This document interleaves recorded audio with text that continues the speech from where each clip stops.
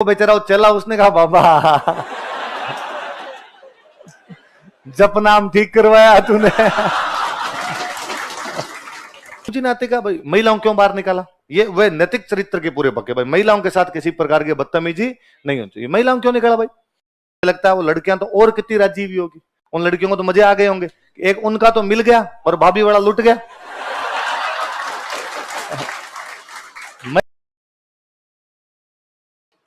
डूंगजी जवाज, ये सिक्कर के अंदर गांव पड़ता है बाठोट पाटोदा। कौन सा गांव है? बाठोट पाटोदा। ये यहां के सामंत थे, अपने टाइम के रॉबिन हुड थे, अमीरों को लूट कर उनका धन गरीबों में बांट। देखो अब सुनो, देखो मेरी बात, ये दोनों काका भतीजा थे, एक का नाम है डूंगर सिंह और एक का नाम है जवार सिंह। क्या क्या नाम है? डूंगर सिंह और काका भतीजा है, बाठोट पाटोदा गांव के रहने वाले।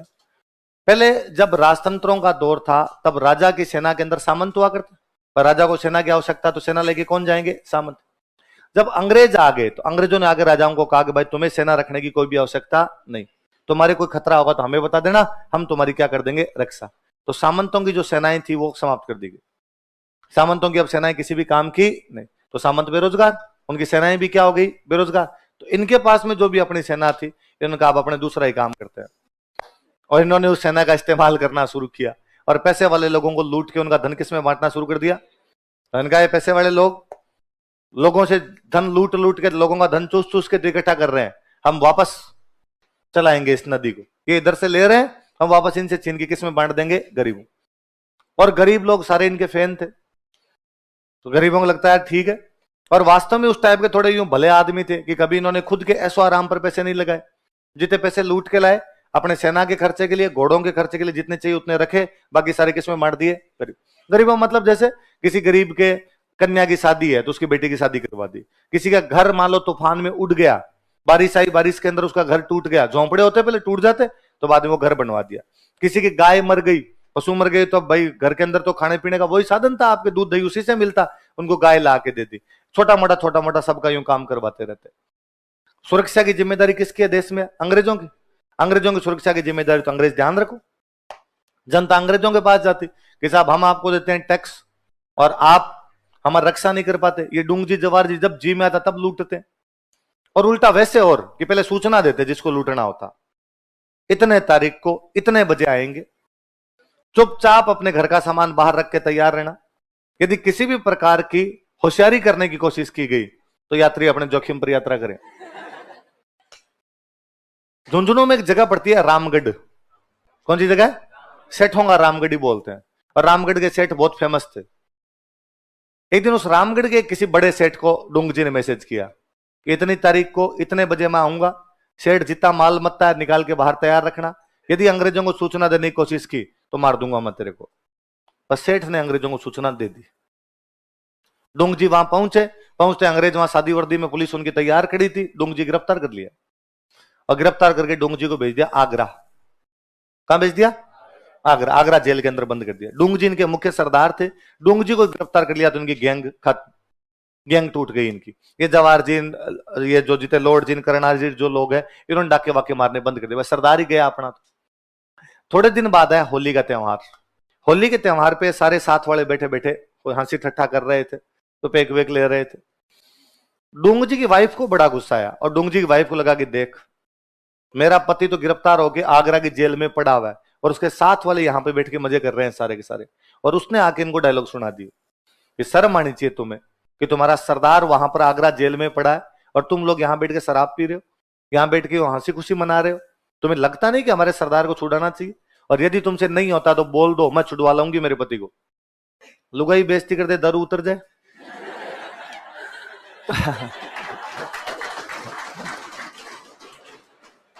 तो एक पीछे तो इतना ज्यादा बजा रहा है, टेबल तोड़ेगा। हाँ, तो अब वो उनको लगा, बुरा लगा कि यार ये भाभी जी तो गलती कह गए, अपने इतना ज्यादा सुना गए यार। तो उन्होंने कहा भाई हम कसम खाते हैं कि अब तो डूंगजी को छुड़वा के वापस आएंगे, वरना घर वापस ही आएंगे। अपने 30-35 लोगों की टीम बनाई, वापस तो पूरी टीम थी, इकट्ठा किया कि आ जाओ वापस शुरू करते हैं अपना कामकाज, और यहां से जाते हैं आगरा। कहां जाते हैं? और आगरा के किले के पास जाके बैठ जाते हो। आगरा किले के पास जाके, अब आगरा किले में जेल थी और जेल के आसपास में आप लोग नहीं रह सकते, है ना। आज भी आप जयपुर जेल है तो उसके पास में जाके आप 15 मिनट भी खड़े हो जाओगे ना तो अंदर से कोई ना कोई आ जाएगा, क्यों खड़े हो, निकलो। जेल की इतनी दूरी के अंदर कोई भी आदमी नहीं आ सकता। इन्होंने जाके डेरा दे दिया 30-35 लोगों ने वहां पे। अंग्रेजों को, कौन हो तुम, यहां नहीं रुक सकते। तो लॉर्ड जी बने हुए साधु। लॉर्ड जी क्या बने हुए, लॉर्ड जी की थोड़ी हाइट लंबी थी, शरीर में डाकी टाइप के थे, दाढ़ी वाड़ी बड़ी हुई थी, तो एकदम साधु, वो भगवा वस्त्र धारण करके साधु का वेश धारण कर रखा। और लॉर्ड जी ने रिनोन जाके बात की और कहा कि साहब हम तो बारात लेके जा रहे थे। क्या लेके जा रहे थे, तो दूल्हा मर गया। दूल्हा मर गया तो हमने अंतिम संस्कार तो कर दिया दूल्हे का, पर हिंदू धर्म कहता है कि अंतिम संस्कार करने के बाद 12 दिन करने जरूरी है, इसलिए 12 दिन करेंगे हम और यहीं रहेंगे। 12 दिन तो वहीं होते हैं जहां मरता है, तो हम यहीं रहेंगे। तो अंग्रेजों को लगा यार ये नई मुसीबत है इनकी। अंग्रेजों ने वहां जो इंडियन थे, बाकी जो इंडियन अधिकारी थे, उनको पूछा कि क्या भला है तुम्हारे, ऐसा कुछ होता है? उनका साहब होता है, 12 दिन तो करने ही पड़ते हैं साहब, वरना आदमी भूत बन जाए, आपको सदेगा कहीं आके। तो अंग्रेजों ने कहा भाई कर कुरा लो, क्या करोगे, करना क्या है? दिन में बांचेंगे गरुड़ पुराण, मर जाता है गरुड़ पुराण का वाचन करते हैं, दिन में गरुड़ पुराण बांचेंगे, शाम को भजन करेंगे भगवान के, बस खत्म। और कुछ ही नहीं करे वहां पे। लॉर्ड जी साधु वाले वेश में बैठ गए, बाकी अपने बारातियों को सामने बिठा लिया, जितने भी जवार जिन, शंकु जिन, बाड़ू जिन जो है सबको सामने बिठा लिया, और दिन में तो गरुड़ पुराण पढ़ दे और शाम को कीर्तन कर ले, भगवान के भजन गा ले।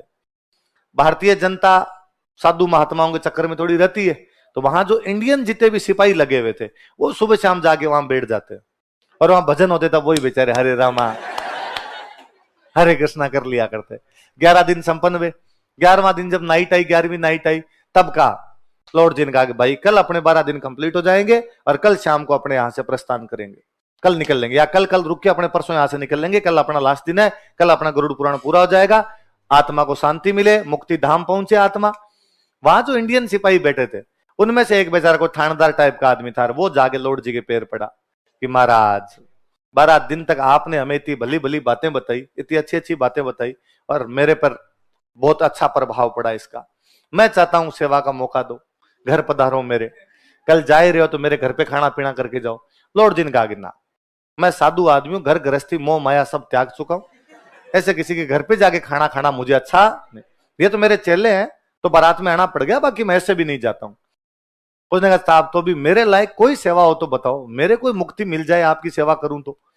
और लॉर्ड जी ने कहा कि यदि तू कुछ कर सकता है तो तुम्हारी जेल में मेरा एक चेला बंद है, क्या उस चेले से मुलाकात करवा सकता? उसने कहा साहब इतनी छोटी सी बात पहले कभी बोल देते, कि मुझे लगा यार तुम सोचोगे कि उस चेले से क्यों मुलाकात करना चाहता है, बाकी अब हम कल जा ही रहे हैं तो मुझे लगता है जाते जाते उसको भी आशीर्वाद दे जाऊं। तो दूसरे दिन लॉर्ड जी को लेके गए जेल में। जो जेल में उसी दिन डूंग जी के समाचार आए कि कल काला पानी की सजा के लिए भेजा जाएगा। काला पानी मतलब अंडमान निकोबार। काला पानी का मतलब कि खूंखार अपराधी जो भी होते उनको कहां भेज दिया करते, काला। और डूंग जी से खतरनाक कौन हो? उसने इतनी लूटमार मचा रखी थी इस इलाके में, तो कहा भाई डूंग जी को कहां भेजेंगे, कालापन। तो डूंग जी एकदम यूं हथकड़ियां डाली हुई बैठे हुए वहां पे। लॉर्ड जी गए, लॉर्ड जी ने जाके सिर पे हाथ फेरा और बालक क्या हालचाल है? डूंग जी ने ऊपर देखा कि यार बोली लॉर्ड जी किसी है, वस्त्र भगवा पहन रखे, दाढ़ी बाल बढ़ा रखे, कोई ना कोई कोतक तो जरूर है। और डूंग जी ने कहा कि महाराज हालत खराब है, कल काले पानी के लिए भेज देंगे। और लॉर्ड जी ने वापस सिर पे हाथ पे रखा, बालक चिंता मत कर, आज रात को तेरे सारे कष्ट दूर हो जाएंगे। लॉर्ड जी ने रेकी की जेल की, जेल में घूम के देखा भाई कहां पे कितने गार्ड रहते हैं, कितने हथियार है इनके पास में। रात को 30-35 लोगों ने हमला किया, अचानक आगरा की पूरी जेल लूट ली। और डूंग जी का डूंग जी भाग, डूंग जी और शानदार सरदार टाइप का आदमी। डूंग जी ने कहा पहले बाकी सब कैदी भागेंगे, लास्ट में मैं। तो आगरा जेल में अंग्रेजों के जितने कैदी थे इन्होंने सारे भगा दिए और लास्ट में वहां से डूंग जी निकले। अब वहां से अपने अंग्रेज वहां जितने कोई सिक्योरिटी वाले थे उन सबको गिरफ्तार कर लिया इन्होंने, बांध बांध के आए थे वहां से। वो बेचारा वो चला, उसने कहा बाबा जप नाम ठीक करवाया तूने।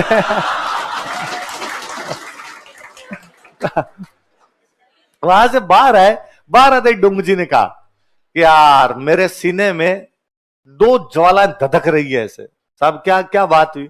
का एक तो अंग्रेज जिन्होंने मुझे गिरफ्तार किया, एक वो रामगढ़ का सेठ जिसने मुझे गिरफ्तार। सरदार यदि चाहता दोनों को लूट लिया जाए, तो आते टाइम नसीराबाद छावनी लूटी। तो मैं भूल गया वो रेजिमेंट जो थी ना अंग्रेजों की, जिस रेजिमेंट को लूट के लाए थे, तो उस रेजिमेंट का झंडा डोंगजी अपने घोड़े की पूंछ के बांध के रखता था बाद में।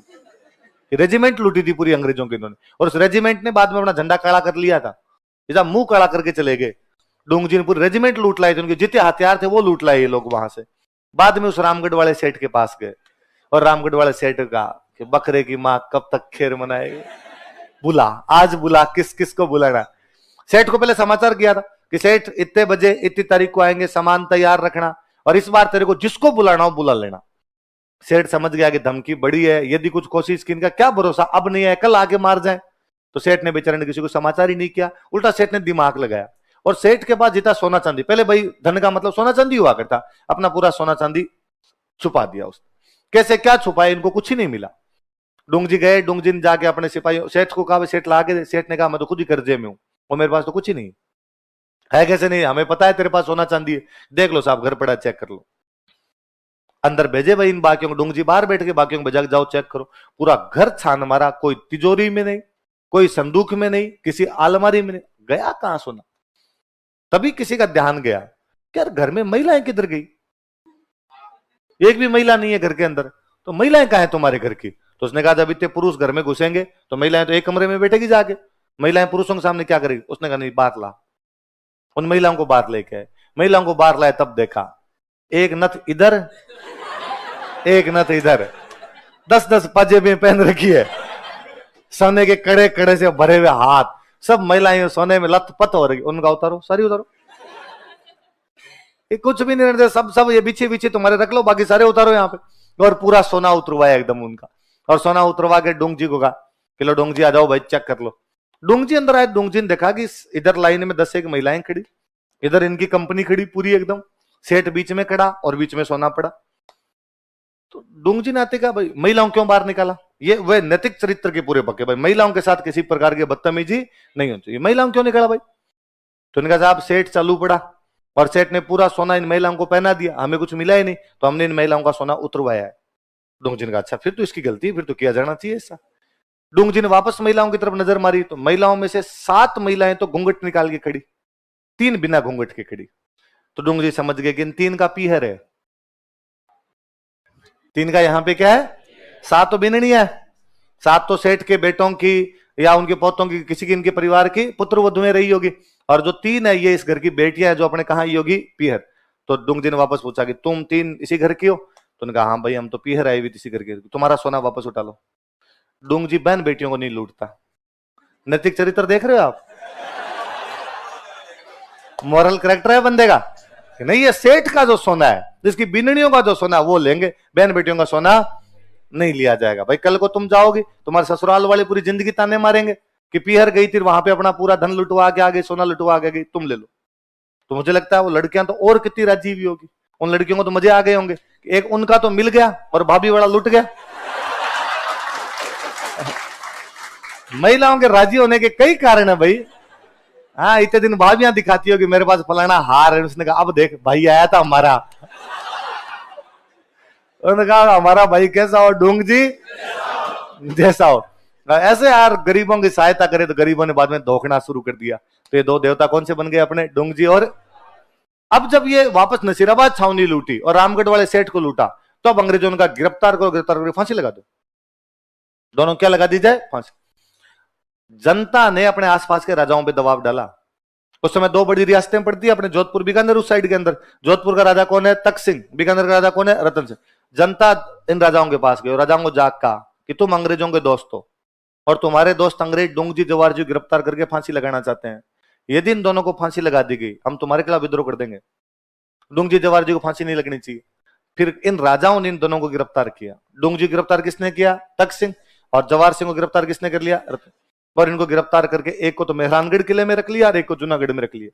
जोधपुर में किला कौन सा, मेहरानगढ़, बीकानेर में किला कौन सा, जूनागढ़, वहां पे रख लिया।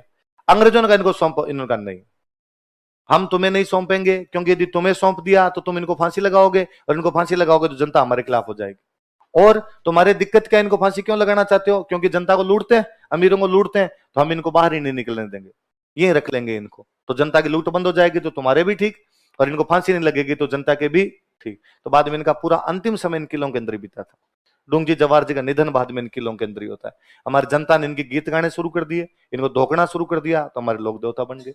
तो मुझे याद है 2011 के आसपास आरपीसी का सवाल ही था, हमारे ऐसे कौन से 2 लोक देवता है जो डाकू थे तथा अमीरों को लूटकर गरीबों में उनका धन बांट दिया करते थे, है ना। अभी 2 साल पहले वापस कोई क्वेश्चन था, हमारे कौन से 2 लोक देवता है जिनको कर्म से जोधपुर तथा बीकानेर के किलों के अंदर बंद करके रखा गया था, डोंगजी और जवाहर।